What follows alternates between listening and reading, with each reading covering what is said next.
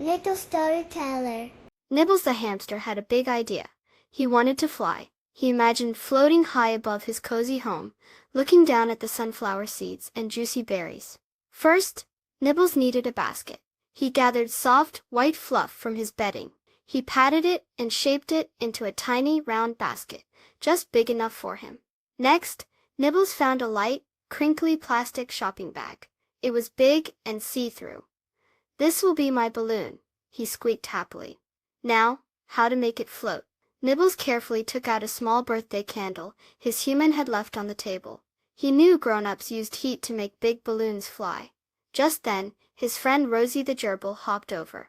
Rosie had soft, brown fur and bright, curious eyes. "What are you doing, Nibbles?" she asked, tilting her head. Nibbles explained his hot air balloon plan. Rosie's eyes widened.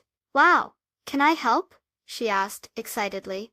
Together Nibbles held the plastic bag open, while Rosie gently held the lit birthday candle underneath, very carefully. Warm air filled the bag, making it puff up. They attached the fluffy basket to the bottom of the bag with soft strings. Nibbles hopped in.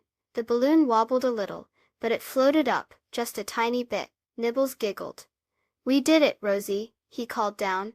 Rosie clapped her paws. Their little balloon didn't go very high, but it was still a wonderful adventure. They learned that even small friends can do big things when they work together. Please subscribe. Thank you.